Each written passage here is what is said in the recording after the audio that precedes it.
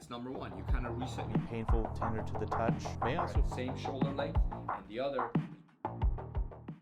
Hey everybody, welcome back to another episode of the Real Health Podcast with Brandy and Amir. I am Dr. Amir Rashidian, a chiropractor, and Brandy is my other half and the talent on the show. I'm wondering when you're going to run out of adjectives. She's the one that makes the show good. So thank you for joining us. And please, if you haven't seen the previous episode, make sure you watch that one because this is a continuation of that. We were with Dr. Keppel and we are still, and it's going to be great. You're going to love it. Please, if you missed the last one, this is a continuation of that one. This is part 2. So please turn into that one. But as always, the Real Health Podcast is where we take the health and wellness stories in mainstream media. We read it, we summarize it, we explain it to you, we give you our wellness perspective on things. We talk about how it should be applied to your life. And actually, these couple podcasts have been a wealth of information from an application to life standpoint, thanks to Dr. Keppel. And so our focus is always, our desire for you is always that you feel better, you get stronger, you live longer, and you feel younger. So what do you think? Should we jump in? I think we should. Let's go. So I mentioned that most research linking UPFs, which was the ultra processed foods, to poor health is based on observational studies. As opposed to? real studies.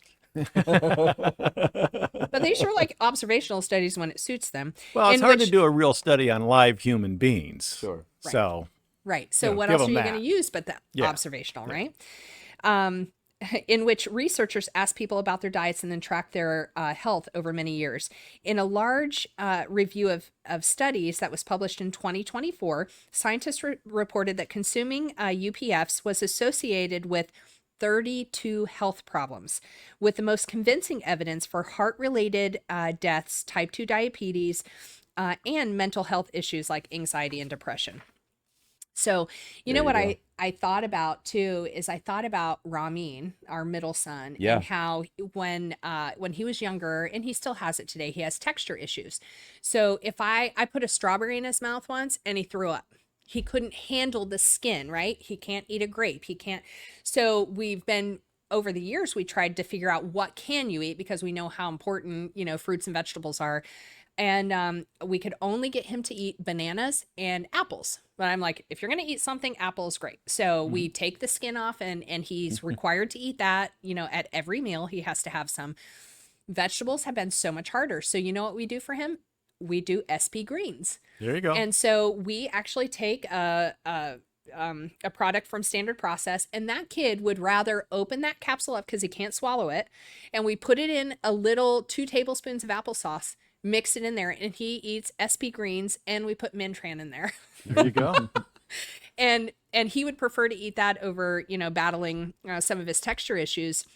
But I'm like, so we supplement, right? Not every kid. Sometimes you have a kid. I keep telling him, you're a chiropractor's kid. You're supposed to like these things. You're supposed to eat them, but he doesn't. And right, I have 2 others that do. My baby, he's an amazing eater. My first, moderate. But they all supplement. So we knew how important that nutrition was to his body. And we said, you can't go without it. Right. And so, but that's what we do. But we also watch his gluten intake. We also watch, for a while, we took him off of dairy. Like, you have to go through and see what you can do to accommodate for those challenges that a child might have, instead of just going, I don't know, I guess I'll just feed him chicken nuggets. Right. Yeah. And leave it at that. And just to clarify, this all came up because this article talked about mental health issues. Yeah. Right. So anxiety and depression. So many people take mental, emotional issues and separate them from physiology. Oh yeah. And overall health as if they're 2 separate things. Absolutely not separate. And we hear it time and time again, how our food-related things are related to all of these various mental illnesses. So. And emotions are physiological. Yes. When the Orioles were hitting those home runs last night and Yeah. beating up on the Rangers, I was one happy guy. I bet. Yeah. Now, a few nights ago, when the Orioles weren't doing anything, getting their butts handed to them, I was one sad guy. And so it creates the physiology, you know? I mean, we see it in our patients when they walk in. You've had a patient walk in, you just looked at him, you go, What's wrong? I don't want to ask them what's wrong because I know it's going to be something really, really bad. Right. Yeah. Right? Because you can Oh, tell. yeah. So we're one body with physiology, the emotions, everything affects everything. And Yeah. Absolutely. I mean, you think about it. I gave a hour-long lecture, and that's on our YouTube channel, to moms who were grieving over their kids who had died of overdose. So this was a room full of, you were there, room full of mothers, and we talked about how, Oh, you know, that's so sad. when you lose someone that special to you, and I can't imagine the pain. Their appetite gets messed up, their sleep gets messed up, their memory gets affected, you Oh, know. yeah. So it goes both ways. Your physiology will impact your emotions, and your emotions impact your physiology, and you got to look at it as a whole always. absolutely. 100%. And you mentioned something about the NET, and that's one of the things I love about the neuro-emotional technique. Yes. Is with that technique, I now have a way that I can get into the body and help change or normalize, let's just say normalize the physiology by helping the body deal with the stuck emotional stressors. We all have emotional stress. Oh, yeah. It's a matter if it gets stuck or not. That's right. Okay. In an unhealthy body, some emotions can get stuck. Yeah. And that's what's great about that NET technique. As a matter of fact, I think they're having a seminar in Arlington, Virginia here soon. Is that right? Yeah, I just We'll happened have to to see check it that, out. get an email from them. Yeah. And Nice. give us an idea of what a typical session looks like. Well, one of the things about NET is it is based around muscle testing. So we use muscle testing as an indicator. And what it looks like, man, it can look in a variety of different ways. I mean, the reason why I started going to NET is because I had neck pain that Right. wouldn't resolve. Getting chiropractic, getting massage, taking supplements wasn't resolving the neck pain. And my sister, who's a chiropractor, did this NET stuff. And she was talking to me. And of course, I'm a man. No emotions except if the Orioles win or lose. That's it. And so I was at her house and we were going to go to a seminar. She lives in Indiana. And I said, hey, fix my neck for me. Of course, in those times, that meant give me some relief. Yeah. And she goes, well, you got an emotion in there. And I thought, well, that's a bunch of baloney. She goes, you want it fixed or not? I said, well, yeah. She goes, okay, here's the deal. I do this NET on you. It helps. You got to go learn it. If it doesn't help, That's I great. won't speak of it again. Love it. So first of all, you don't have to believe in it for it to work because I didn't Right. want it to Right. work because I didn't want my sister to be right. I'd rather have neck pain. That's right. So she did this technique funny. on me, had to do around my dad and, you know, some stubbornness of, you know, my dad and, you know, situation we had going on there. And it fixed it. So a week later, she calls and goes, how's your neck doing? I said, yeah, it's really good. She goes, great. NET seminar in Chicago, 2 weeks. See you there. Oh, that's so funny. I went and the rest is history. And as a matter of fact, the way I use standard process products, I learned from Dr. Scott Walker, who's a chiropractor that developed the NET technique. Oh, wow. So he's the one that really kind of brought it together. That's Amazing. wonderful. And so he developed this thing called the home run formula. Person comes in, got a neck problem. We muscle test it, weak, hand on the forehead, goes strong. Oh, there's an emotional component. We can check for a homeopathic remedy. We can check for nutrition. We can check for herbs. Because a lot of people have simple subluxations. Those are the ones that you adjust 2, 3, 4 times. Doc, you're a miracle worker. Right. Thank you. Call you when I need you. Yeah. And then you got these other ones. They've had 25 adjustments. Why are they still having a problem? Because it's complicated. Probably because of the ultra processed foods that they've been eating or the stress that they're going through, you know, a divorce 2 years ago because their husband cheated on them or, you know, whatever the story is, you know, so. That's great. What a great sister you have. What's your sister's name? My sister's name is Gail Keppel and she's semi-retired now, but Okay. she still keeps her hand Well, in it. hello, That's Dr. awesome. Gale. Go, And, Dr. Gale. Thanks Love for that. what you did with Lowell. I That's love great. that. Yeah. Well, you know, the good news is they do say that clinical trials are needed to test to see if UPFs are really Oh directly my a goodness. cause to health problems. It's like testing rat poison, you know, or you know what it is? It's like doing a double-blind controlled trial study on parachutes.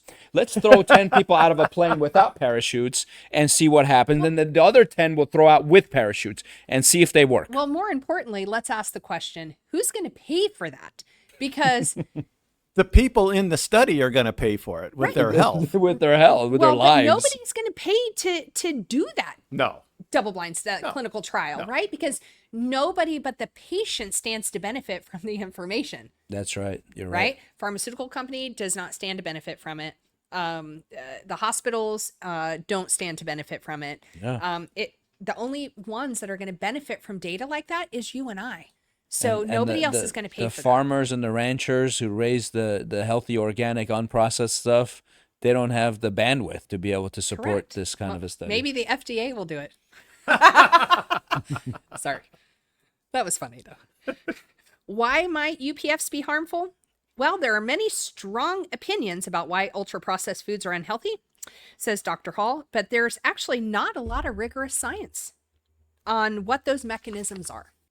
Well, I would disagree with that. If they do a history lesson, they would probably find some. I think we would too. I agree.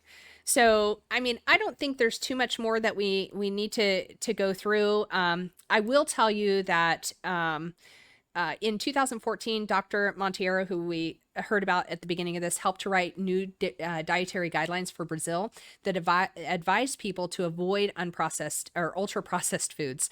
Other countries like Mexico, Israel, and Canada have also explicitly recommended avoiding or limiting UPFs or highly processed foods. The U.S. dietary guidelines contain no such advice. But an advisory committee is currently looking into this evidence. Now, how many times have we seen in these articles where the FDA ignored their advisory committee and went ahead and did what was wrong? Funny enough, here's what I wrote under that paragraph. FDA doesn't listen to their advisory committees. They form it because it's a formality, and then they don't listen to it. Right. I forget what we were just talking about it 2 podcasts ago. And there's a Dr. Matei who said, at the end of the day, they are an important source of food. And food is food. Well, you know, first of all, I want to say kudos to that Brazilian guy for figuring this out and you know, trying to do something about it. Good for him. But, you know, they said the same thing back in the 1940s about synthetic vitamins. The synthetic vitamins are just as good. As a matter of fact, you go in the AMA journals back in the day, Wonder Bread is good for you. 7 out of 10 medical doctors. 7 out of 10 medical doctors recommend camels between each course of your dinner to help your digestion. Wow. Okay. And so they were doing the same thing back in the 40s of screwing around with the science to say, oh, man-made supplements are just as good as food supplements, you know, and they still haven't learned a lesson from it yet. Well, so. and for those of you who don't know, he's not talking about the camels that have humps. Okay, 'cause that's not it. There's a lot of people who may not know what camels are. Those are cigarettes. Look it up. So I'd walk a mile for one, right? and Dr. That's Matei, it. That's right. Dr. Matei, by the way, who said at the end of the day, they are an important source of food. He's talking about the ultra processed. He said, and food is food. And he said, we can't vilify them. Who's he getting paid by? Right. That's a very good question, because that's what I would say. All right. So that's all we have to say right now about ultra processed foods, but I'm sure that will hit our They're bad. desk again. Stay away. Yep. Yep. I 100% agree. All right. So well, would you like to talk about something that also the risk factor is increased by ultra processed food? moving right along. All right. FDA, our favorite 3-letter organization, FDA approves Skyrizi for ulcerative colitis. I'm not going to say the chemical name. This is from Everyday Health, and they said the U.S. Food and Drug Administration has approved the injected drug Skyrizi to treat ulcerative colitis, offering a new treatment option for people with this type of inflammatory bowel disease. The FDA approved Skyrizi for adults with moderately to severely active ulcerative colitis, the medication's developer AbbVie said in a statement. According to AbbVie, clinical trials reviewed by the FDA prior to approval found that initial therapy with Skyrizi infusions helped about 20% of patients with moderate to severe ulcerative colitis achieve clinical remission within 12 weeks. Among patients who responded to these, so this is within that 20% group, infusions and followed them with 52 weeks of Skyrizi injections, remission rates climbed to about 40%.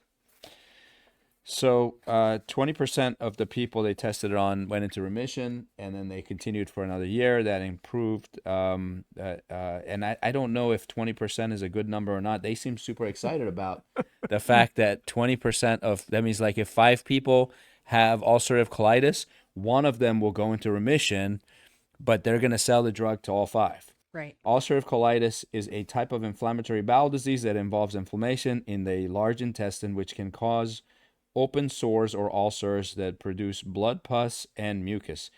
Common symptoms can include abdominal pain, frequent blood or pus-filled diarrhea, weight loss, lack of appetite, nausea, fatigue, fever, and anemia. Although there's no drug that can cure ulcerative colitis, a variety of medications can reduce symptom flare-ups and help patients achieve and maintain periods of clinical remission. Most drugs of ulcerative colitis, including aminosalicylates, and corticosteroids and injected biologics, a type of medication made from antibodies in a lab, help treat UC by reducing inflammation in the colon. You know, I find it kind of interesting. We just read through the common symptoms of colitis. Would you like to go through the Side common effects? side effects of Sure. Skyrizi? So it says Skyrizi is a biologic belonging to a family of medicines known as interleukin-23 antagonists or IL-23 drugs. These all work by blocking the immune system protein IL-23, which is responsible for causing inflammation. The FDA has previously approved Skyrizi to treat plaque psoriasis, psoriatic arthritis, and Crohn's disease, which, like ulcerative colitis, are autoimmune diseases. But for the record, 2 of the side effects of Skyrizi is stomach pain. Yeah. So you're going to trade one stomach pain for another, and then also joint pain. Okay, psoriatic arthritis people, that's what you're trying not to get, but it causes that. When you hear that, are you not kind of dumbfounded, going, but it's supposed to be fixing that, but yet it's causing that? Huh? Yeah. Huh? Yeah, it's amazing. Anemia, which was one of the anemia, fever, back pain, urinary tract infection, rash, stomach pain, headache, joint pain, upper respiratory infections. Those are all side effects. So now it said this combination of infusions followed by injections is similar to the approach used with other IL-23 drugs of ulcerative colitis, Stelara and Omva. But they don't say which one's better. So we don't know. I mean, they have other drugs, lots of side effects. It says IL-23 drugs like Skyrizi are all extremely safe, Says the FDA. with very few side effects. We just read some of them right here. Very few. And those were just common side effects. Those were not the severe That's right. or the uncommon side effects. It says they're extremely well tolerated by patients.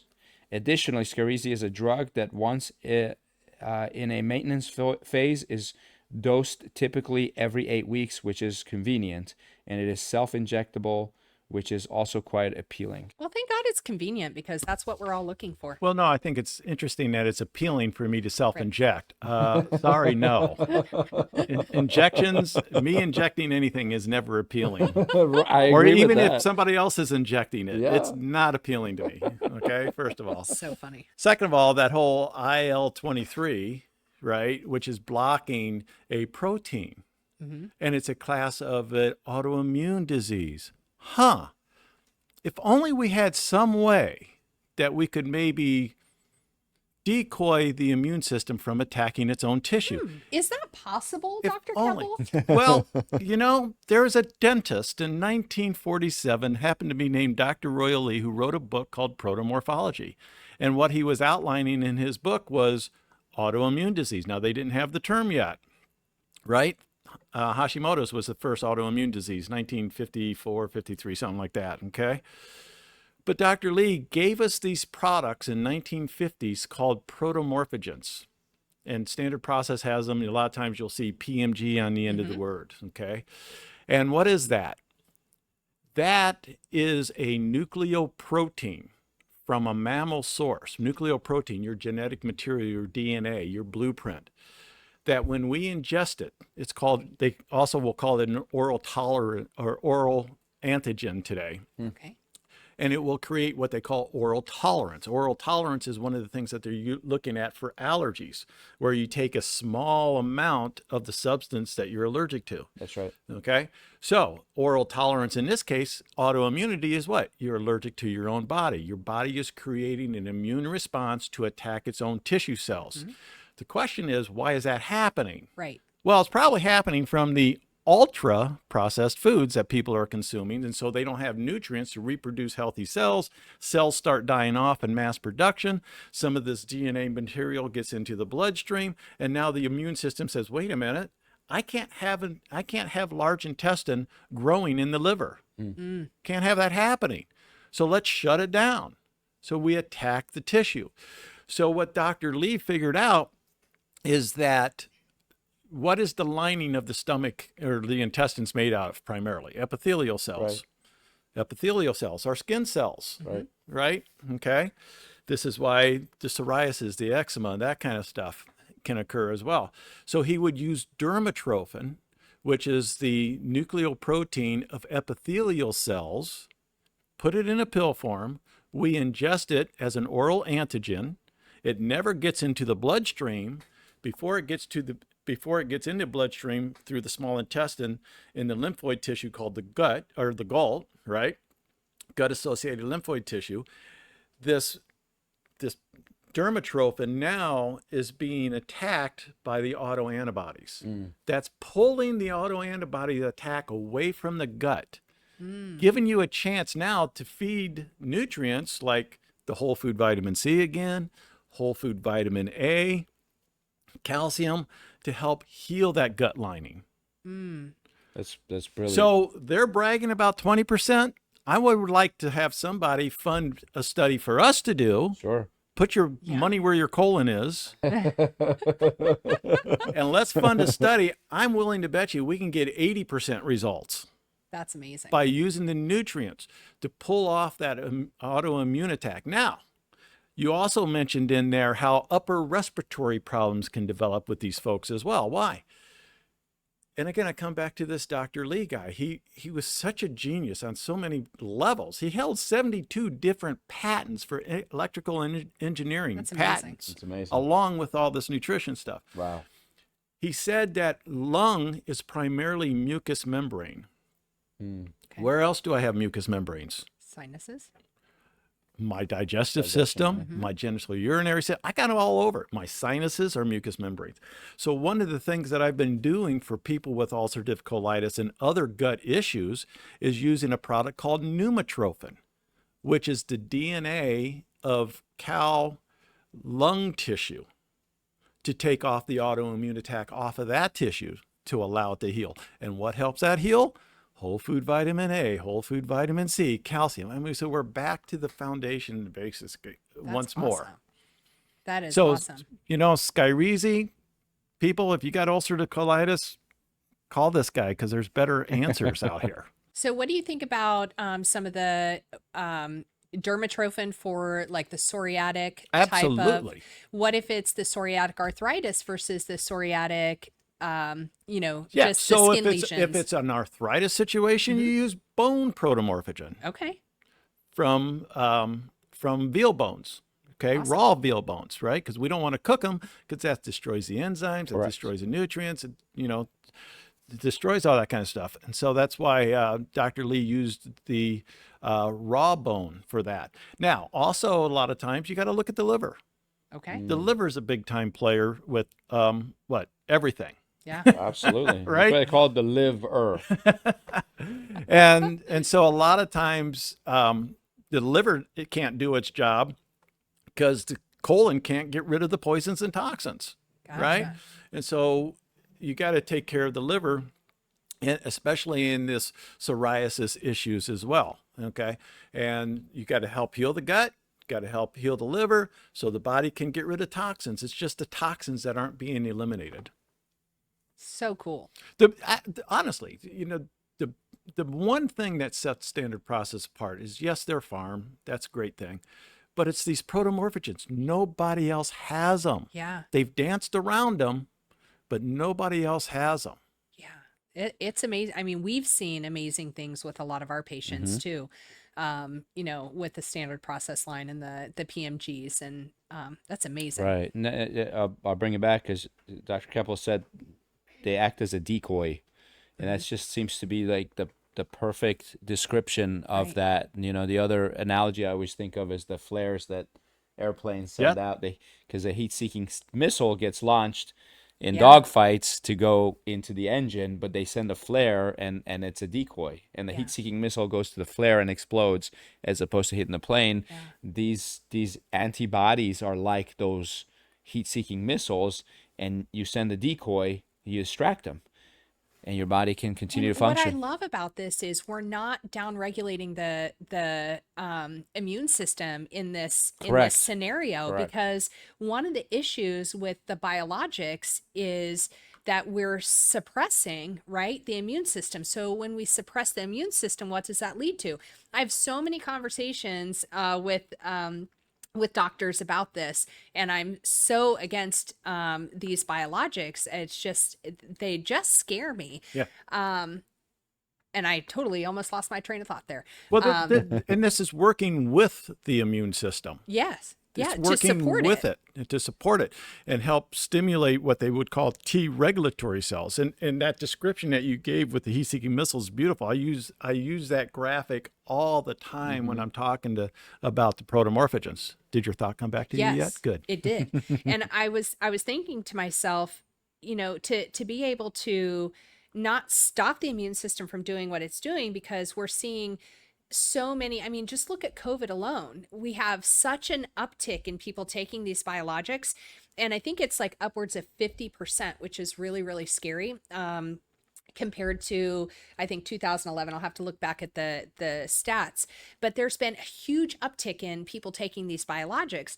Well, there's also was a huge uptick in people having viruses. Well, if our immune system is not at a point, if it's being suppressed and it can't fight these viruses or bacterial infections that we're getting, well, we're doing ourselves a disservice. So if we can send out this decoy, right, and then heal the body and let it do what it's supposed to do without changing the immune system process, I mean, that to me makes so much sense. I don't know why you would want to suppress the immune system. I mean, we're getting ready to read an article here in just a minute that talks about the rise in latent TB.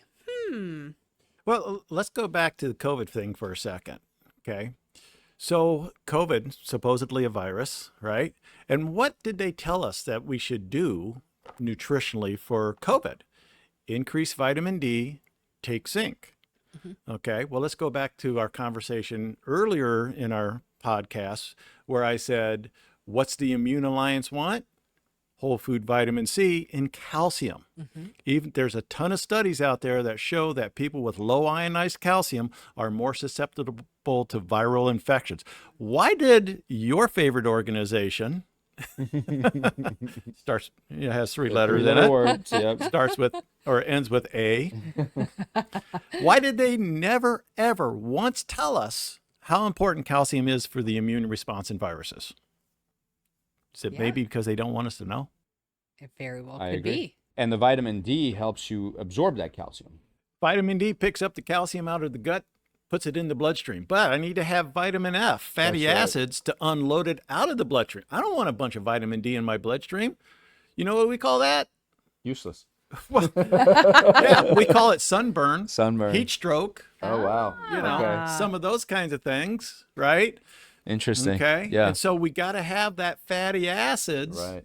And nobody knew more about fatty acids than Dr. Lee did. Right. I'm convinced. To unload that calcium, ionized calcium, into my tissues where now it can do its job to help with the immune alliance. Yeah, absolutely. We had a patient, speaking of vitamin F, I had a patient who was on the kidney transplant list. And so finally a kidney showed up for him and they wanted to do the transplant. They said, we need to do a full workup. His PSA was high, prostate specific antigen. So he said, because you have prostate issues, we can't give you a kidney. So he came to me, he said, how can I lower my PSA naturally? And I have 30 days. Vitamin F was one of the things we gave him. Plus an antiviral, which was andrographis, and plus we gave him the palmitoplex. I know they don't have that palmetoplex anymore, but it was those three. Literally 30 days later, he went back. They tested him. PSA was low, gave him the new kidney. Well, when they figured out vitamin F fatty acids, this was in the 1920s. They said there's something else in this vitamin E, because they're studying food. They didn't have chemicals yet. Right. Right. There's something else in there. Sounds so good. Oh, it's this fatty acid or this vitamin F. And one of the first things they discovered that it helped with was prostate problems in men. Wow. If you're a man and you have a prostate, guess we have to say it that way these days. If you're a man, If you're a right. man and you have a prostate, you need this vitamin F, Right. unless you want to get prostate problems. Now, there's no guarantee it will prevent them, Sure. but your odds certainly go up a lot more than just 20%. It reduces the risk factor, right? Absolutely. Which we want to take as many of those as we can get. And the great thing is there's no Side effect. side effect for it, right? Yeah. You're just it's food. You're just And it's going to help your thyroid because vitamin F puts iodine to work. So it's going to help your thyroid out. that's awesome. I mean, there's no downside to it. Right. Oh yeah, absolutely. You know, we even see results with plantar fasciitis and bone heel spurs. Mm-hmm. Yeah. So it's all fascinating. a calcium issue. Should we jump to the next article? Let's do it. All right. CBS News. Blood test shows 83% accuracy for detecting colorectal cancer, study finds. Published in the New England Journal of Medicine Wednesday, the study found the test correctly detected colorectal cancer in 83% of people confirmed to have the disease who were at average risk and not experiencing symptoms. So how did they confirm they had the disease? Maybe a colonoscopy? Yes. For 10% of people, it falsely indicated they might have colon cancer when the colonoscopy found I don't know. nothing. That's a big number. 10% is a 10% big number. is big, but remember that other drug we were looking at that had a 20%? Yeah. Improvement? No, 20% false positive Oh. Yeah. and 20% false negative. What was that? What was it? Oh, it was the Narcan test. Yeah. No, it was a test. Genetic test. They had found a genetic test that'll tell you if you're susceptible to an opiate addiction. And I'm thinking, you give anybody enough opioids, they'll be addicted. I mean, but anyways, useless. That was last podcast. So the result of the study are a promising step toward developing more convenient tools to detect colorectal cancer early while it is more easily treated. Corresponding author Dr. William M. Grady, a gastroenterologist at Fred Hutchinson Cancer Center, said in a news release, the test, which has an accuracy rate for colon cancer detection similar to stool tests used for early detection of cancer, could offer an alternative for patients who may otherwise decline current screening options. So if you don't want a colonoscopy, you can do this test. CBS News chief medical correspondent Dr. John LaPook, a gastroenterologist at NYU Langone Health, said this promises to help usher in an alternative to current screening tests, including colonoscopy, stool testing for blood, and stool testing for genetic material. Now, I'm always a fan of prevention as opposed to early detection. Not that early detection does not have merit, but it just, I don't know. Well, I think our big issue is often they call early detection prevention, and they are It's two very not. different things. So we've worked really hard to Yeah. actually differentiate the two. There is a difference. Just So, like sickness care is not health care. correct. I would like to Very find an much. attorney that will take that class action suit for me. That's right. That's right. Yeah. Yeah. But it reminds me of the Heimlich maneuver. You're not allowed to say Heimlich anymore because Dr. Heimlich, or if he's a doctor or not, he told the Red Cross that he wanted a royalty every time they taught the Heimlich maneuver. So they said, we're not going to call it that anymore. We're now going to call it abdominal thrust. And so he lost out. Now he doesn't even get credit for the whole thing. Except for right now. Except for right now, we just gave him some credit. Send us money. That's the theme of the podcast. In the New England Journal study, the cell-free DNA blood test detected 83% of colon cancers, but only 65% of those in stage 1, which is statistically the most curable, and I await further research to help determine its role in colon cancer screening. So like it was 83%, but in the early stages, only 65% were accurate. So you're like, so that means there's 35% of people who have it. The test will say you don't have it, Right. and they're going to So why wait didn't they till put that 35% in there? They just skimmed right over that. Isn't that so funny? the test has not been Obvious. approved by the FDA, and most Yeah. insurers do not cover it, but it is already for sale in the US for $895. Go get the colonoscopy, guys. The FDA is considering it, and they're thinking in the spring there's going to be, here it is again, an advisory committee, which they don't listen to. Don't worry, And we're still then paying for it, I'm it pretty could sure. be approved by the end of the year. Remains to be seen. It's like their whole sunscreen thing. The findings come from a multi-site clinical trial of nearly 8,000 people, ages 45 to 84, where Guardant's Shield blood test was compared to colonoscopy, the current gold standard for colorectal cancer screening. The study was led and funded by the maker of the test. Anyways, I don't think we need to read much more. It says while colorectal cancer is common and preventable with screening. Did you hear that? Preventable with screening. How do you prevent it? How do you You're early Go prevent? get detecting. screened, you're good. That's what they said. Only about 50 to 60% of people who are eligible for screening actually take these tests. Oh my God. Colorectal cancer once the fourth leading cause of cancer deaths for people younger than 50 has leaped up the list, becoming the leading cause for men and ranking second for women, according to a study published earlier this year. So in case you missed that, it used to be 1 in 4, right?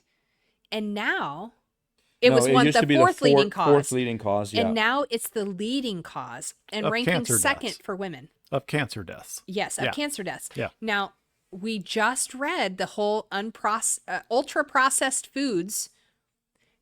I'm pretty sure anything going through your digestive tract that has carcinogenic properties could contribute to that risk factor. Well, and it's also screwing up the pH of the gut, Oh, those yeah. ultra processed foods. And when you screw up the pH of the gut, you're going to have more gut problems. Okay. And so they know that people that have the proper acidity in their large intestine has far less cancer. Now, when I read that article, I look at it like, what are they testing? They're testing the autoantibodies. They're testing for the autoantibodies to see if there's autoimmune attack. And so they can test for autoantibodies in just about every one of our tissues, but they don't make it easily available to us. Why? They don't have a good way to treat them. But we do, right? We just talked about the protomorphogens. That's right. And so what got me about this is, well, the test is only $800. It's like, are you kidding me? And so I'm going to spend $800 as opposed to $100 and, wipe my rear end and send it in. Right. I mean, come on, that's ridiculous. Considering it's 35% inaccurate anyways. So, they're really playing around with all this autoimmunity and these autoantibodies as indicators and screenings. And looking at autoantibodies for prostate problems are a better predictor for prostate cancer than the PSA test or any of the other tests that they have out there. So they kind of know that, but they don't know how, they don't want to make it available to us because unless we come up with more drugs like I was gonna say, Skyrizi, as how soon are as we they going to do. treat it? Right. What are they going to do? Send everybody into chiropractors' offices that are using standard process and say, here, get on a protomorphogen? Oh, God, I wish. That's a nice dream, isn't it? Isn't it? In a perfect world, we would see that. Okay. Well, I tend to be an optimist, and I think we're still making a difference in the world. Yeah. We are. Maybe I agree with that. One patient at a time. One, that's right. And That's you know right. what? That's okay. But Yeah. the more guys like you and I are on the same page, the more of our colleagues we can get on the same page, the more we can Right. start influencing more, A larger demographic absolutely. of people. 100%. Absolutely. Yeah. Which is why we do this. Because Which is why we you do know, this podcast. Yeah, Absolutely, we know yeah. that this information is vital. But if you just look at the headline or you just skim it, you don't get the full picture. And if you don't have other information, like true health information to draw from, this is confusing. And like you said, they manipulate the words to make Oh, it yeah. look fantastic. Look, hey, 20% in remission. Right. 80% of it failed. Right. That's right. Right. That's right. Ah. Or this screening will prevent cancer. Yeah. Oh my gosh. Yeah. It's like saying mammograms prevent cancer. Yeah. All right, one last article, and this was from the New York Post. Tuberculosis cases at highest level in a decade in U.S. The number of U.S. tuberculosis cases in 2023 was the highest in a decade, according to a new government report. And I know what everybody's thinking is like, this doesn't affect me. I'm going to turn this off because I don't have TB. I don't know anyone who has TB. But we're going to talk about the immune system, and this actually does get interesting. 40 states reported an increase in TB. 40 states, and rates were up among all age groups. The CDC reported. More than 9,600 cases were reported, a 16% increase from 2022, and the highest since 2013. Most U.S. TB cases are diagnosed in people born in other countries. Okay, we just had the presidential debate talking about the border. We're, we're letting in fentanyl and TB. Experts say this is not a political podcast. Experts say the 2023 number is in part a combination of a surge in TB cases internationally. So it's around the world. The World Health Organization said TB was behind only COVID-19 in infections, fatal diseases worldwide in 2022. But we know that COVID-19 numbers are not exactly accurate either. Right. And were they actually tracking anything else? No. That's the problem. They weren't tracking flu. They stopped, that's for sure. They're doing it now. It's back. Whew, thank And goodness. there are also increases in migration and post-pandemic international travel, or illegal migration, whatever. The U.S. has a lower rate of new TB cases than most countries, so we're still lower than most countries. Tuberculosis is caused by bacteria that usually attack the lungs and is spread through the air when an infectious person coughs or sneezes. If not treated properly, it can be fatal. In the late 1800s, TB killed 1 out of every 7 people living in the United States and Europe. Now, like, this is 220 years ago. This is 200 years ago. It says late 1800s. Okay, so 150 years ago, it was killing this many people. Is that really relevant to today?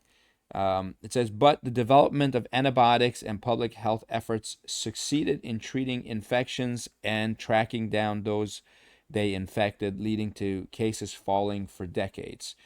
When I had to become a U.S. citizen, they had us leave the country, and then they put us through a barrage of tests. And they gave me that the TB test. It's the round thing with 4 needles. They stick in your arm. They watch it. 24 hours later, if it turns red, you have TB. And it was negative. They still took a chest x-ray, and then they revaccinated me for a bunch of stuff. And then they said, you got to pass your citizenship test, which means you have to know the Constitution, all this stuff, which is more than what actual natural-born citizens know. So I had to take the test. Then I had to stand with everybody and swear an oath that would uphold the Constitution and everything else and be a good citizen of the U.S. And they gave me my citizenship. But I specifically remember the TB test. They were so worried about me bringing TB. I'm like, I've been living in the United States for like 10 years. That's so funny. But formality, but why couldn't you do these tests right where I was living? But they shipped me out of the country to Europe. They said, you have to leave the country, do these tests, and if any of them are positive, you're not allowed back in. I mean, it's so idiotic when you think about it. You know what I mean? It's well, and what else is idiotic is guys like him and guys like my friend Carl, who's Canadian but also has dual Americanship.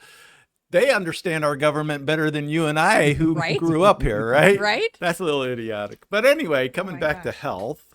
Well, I found it interesting because it said more than 9,600 cases were reported, a 16% increase from 2022 and the highest since 2013. Just to backdate, because this is how my brain works, right? I'm always looking at like correlation and dates and stuff, and it's just fun. That's how my brain works. Remember, we just talked about biologics.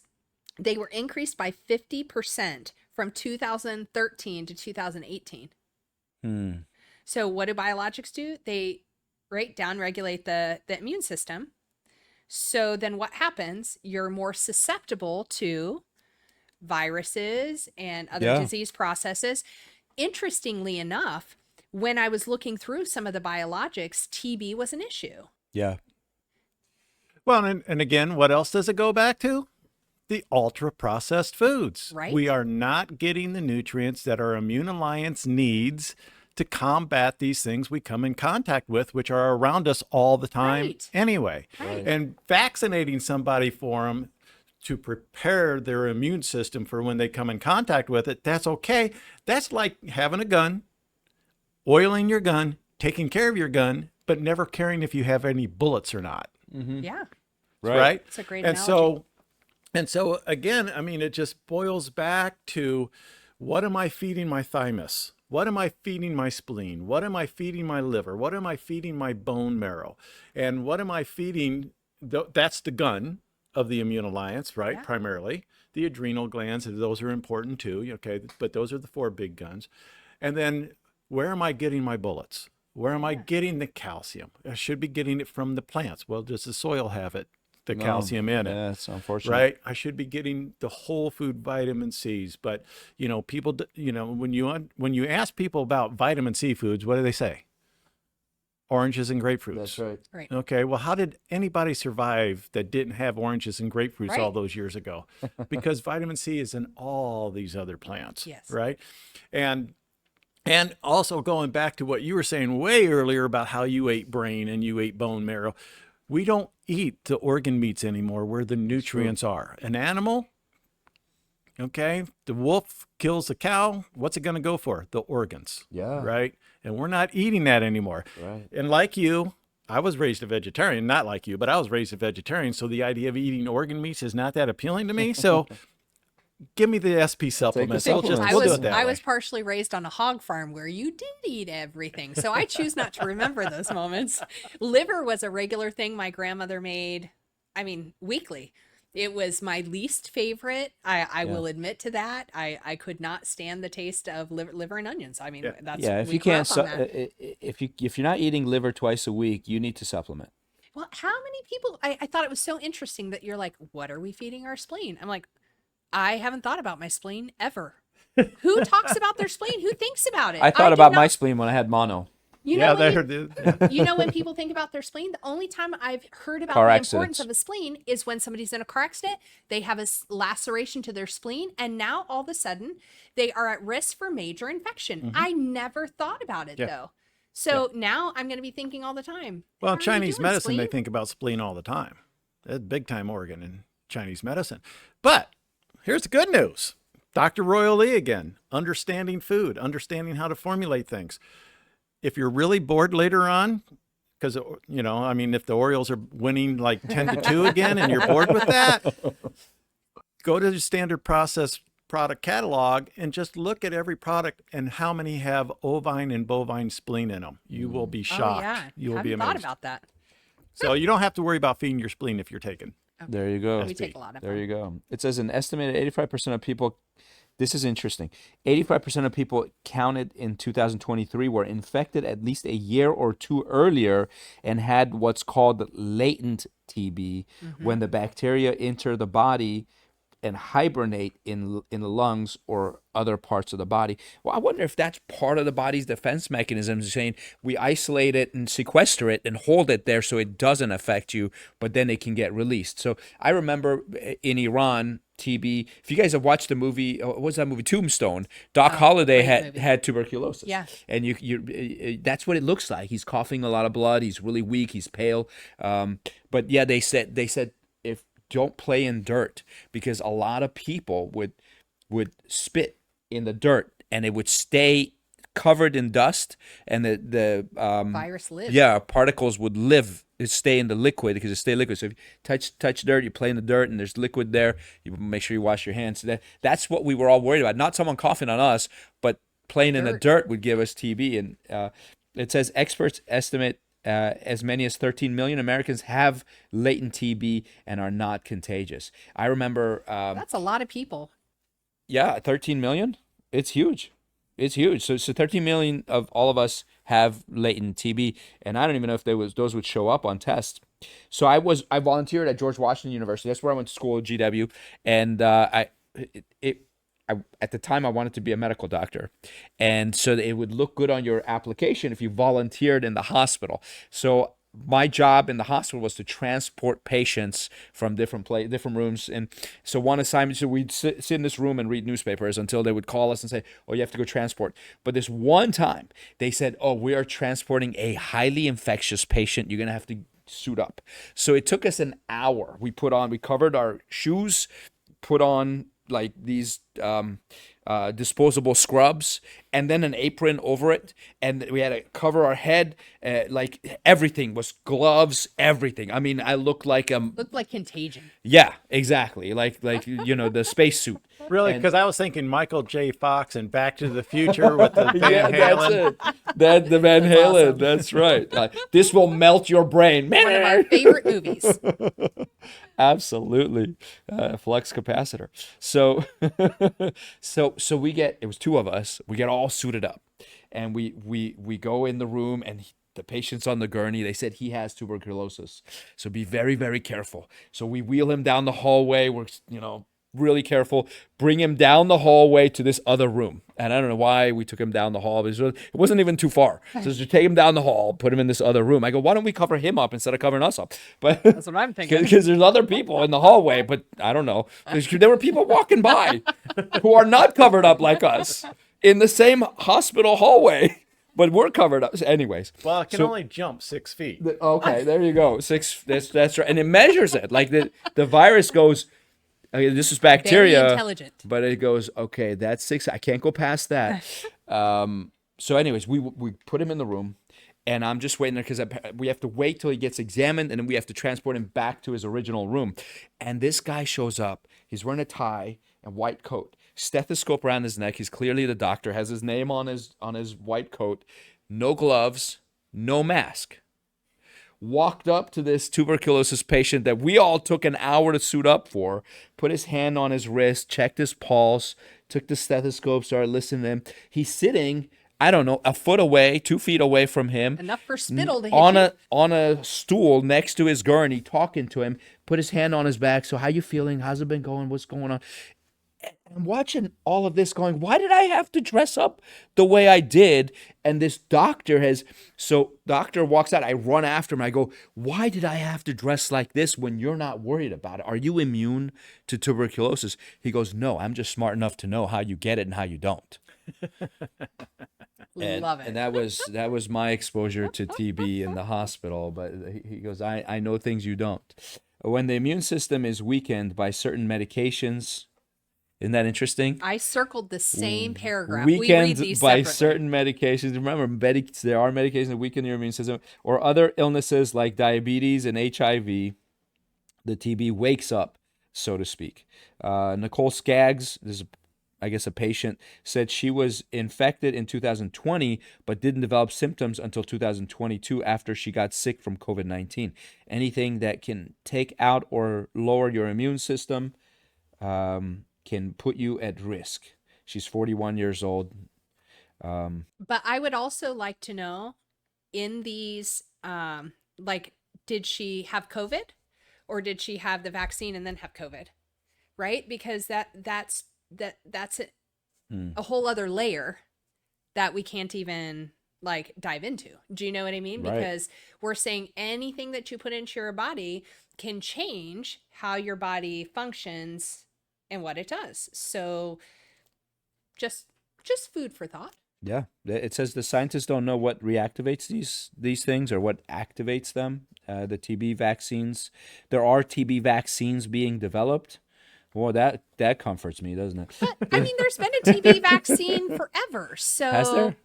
It says there are Yeah. TB vaccines being developed, and public health workers who were focused on COVID are now back to trying new approaches to preventing TB. One of the key antibiotics used against TB has been in short supply in recent years, and drug-resistant TB infections have popped up in a fraction of the cases. We create these drug-resistant bacteria. Yep. Anyways, there you have it. What do you think? whew, that was a lot of info. Good stuff. We started with vitamin C, moved on to vitamin B, talked about heart issues and protomorphogens and autoimmune and behavioral, emotional, We went around the gamut. I think we covered it today. Yeah. And what did we end up with? Vitamin C and calcium again with tuberculosis, right? Right. And There you go. rotomorphogens. That's right. So cool. That's right. Full circle. Yeah. Yeah. So, anyways, I hope you found it useful. I certainly want to thank you for joining us. Oh, it's spending fun. all We this so time with Thank you. us. appreciate Thanks it. for asking me. It was great. Yeah, we'd love to have you again. Anytime. So I took some good notes, Oh, which absolutely. I'm excited. Oh So, yeah. Oh yeah. I'm gonna get on the big four promorphogens. So, anyways, take care, everybody. Thanks for joining us. Please join us again for another episode next week, and share this information because 100%. you're not getting Absolutely. it anywhere else. That's So right. bless you, and talk to you soon. See you next time. Bye bye.